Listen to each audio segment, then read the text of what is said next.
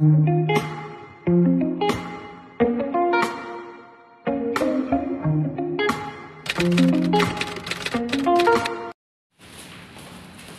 guys, good morning, good morning, good morning sa lahat, sa mga nandito sa Saudi Arabia and sa mga nasa Pilipinas. Ayan. So, ngayon guys, ayan,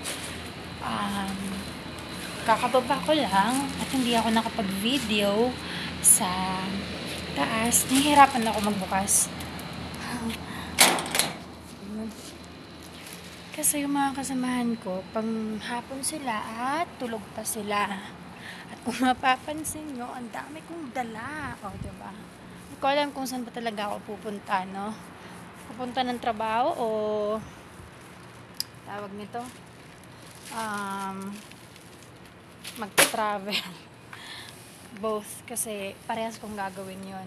So, ngayon, July 25, at parating na yung kasamahan ko. Kasamahan namin dito sa work. Galing siyang bakasyon. Nagbakasyon siya sa Pilipinas ng 1 month and 45 days. So, susunduin ko siya sa Jeddah mamaya. Mag-undertime ako para puntahan siya kasi wala magsusundo sa kanya. Mga kasamahan ko dito, panghapon sila, ako lang yung pang-umaga. And ako lang yung available na pwede magsundo sa kanya. So, mamaya, actually guys, mamaya, yung labas ko is 3:30 PM dapat. Pero nagpaalam ako sa employer namin na baka pwede ako mag-undertime. Hindi ko na rin kukunin yung break time ko. No, hindi ako magbe-break time mamaya kasi instead na mag-break time, yun na yung parang ipang-aasikaso ko mamaya, maliligo, magbibihis para hintayin yung driver na kasama kong pupunta sa Jeddah. Ayan. So, nagdala na rin pala ako ng mga gamit ko. Yes. Here. Ayan. Ito. Asan na ba? Yun. Ayan. Andyan yung mga damit ko, yung tuwalya ko. No? Tapos ito siya, nandiyan yung laptop ko pero may nilagay din ako na parang sandals ata. Oo.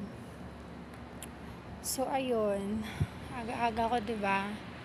Hihintay ko kasi yung driver namin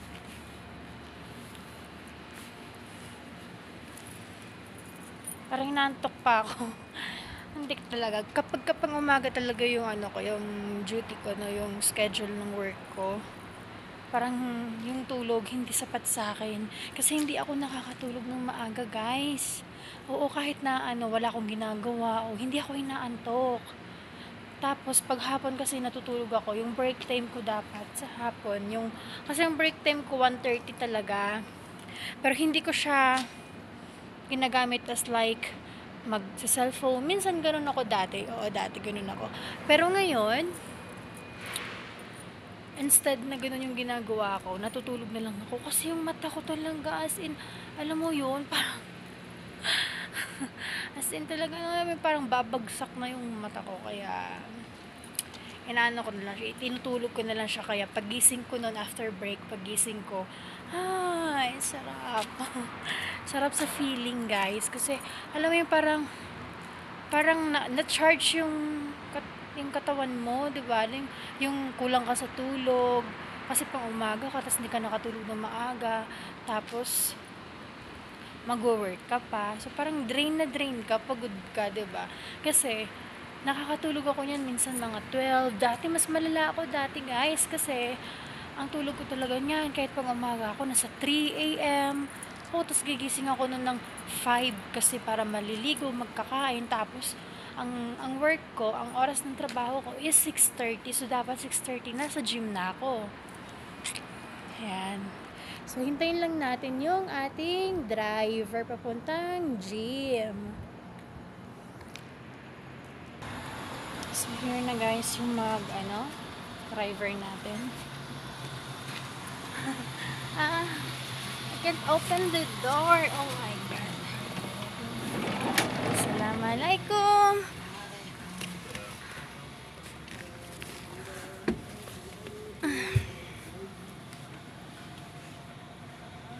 coach?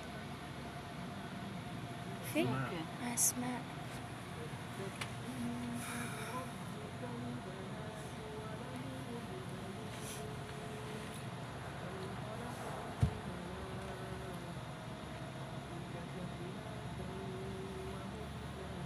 Ayan, so inihintay lang namin yung kasamahan namin na pupunta ng work.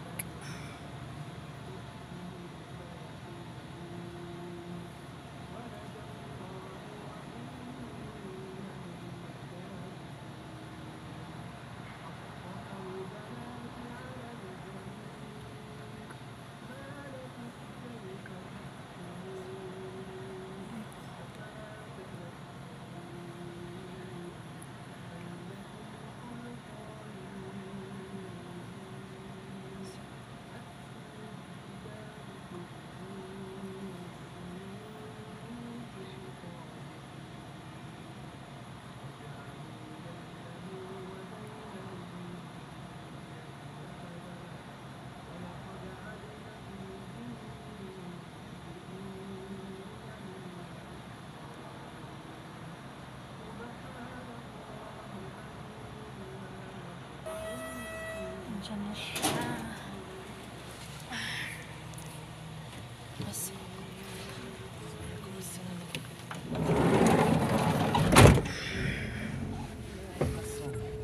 Ouch! Parang taba ko na ata. Ayun, so papunta na kami sa gym. Actually, malapit lang siya. Pero, kailangan pa rin namin na maghahatid sa amin. Kasi, hindi naman pwedeng lakarin namin. Pero minsan dati, kapag kasama ko nga yung sa Daddy, nilalakad namin. Lalo na kapag di ako okay, na parang gusto ko mag-isip-isip. استغربت ايوه عنده تونسي ومسكينه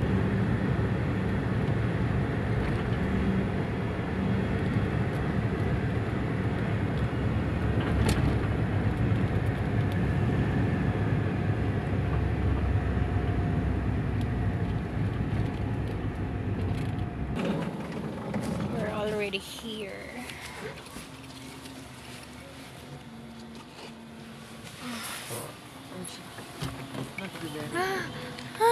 Anak duba!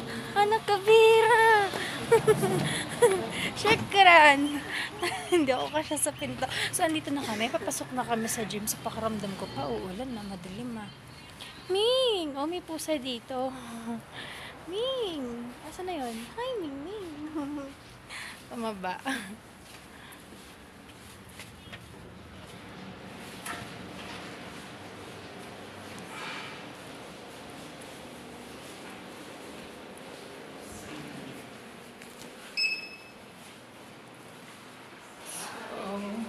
Ilalagay ko muna yung aking mga gamit sa kwarto bago ako mag-login. And after that, kakausapin ko rin yung receptionist namin para inform siya about sa pag-under time ko, para aware siya. Tapos, magtatrabaho na ako. Assalamualaikum!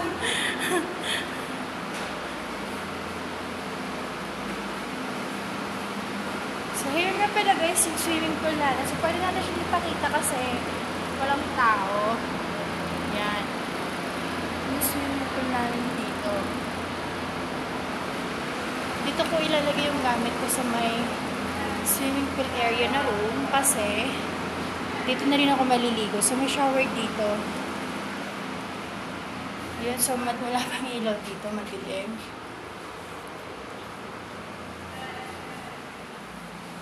Oh yes, mabigat yung bit-bit ko. Hassle naman eh. Ayan. So, yun nga yung swimming pool namin. Tapos, nandito yung CR at saka yung mga shower namin. So, mamaya dyan ako maliligo. So, paano yan? Magtatrabaho na muna ako. Kita-kits na lang mamaya.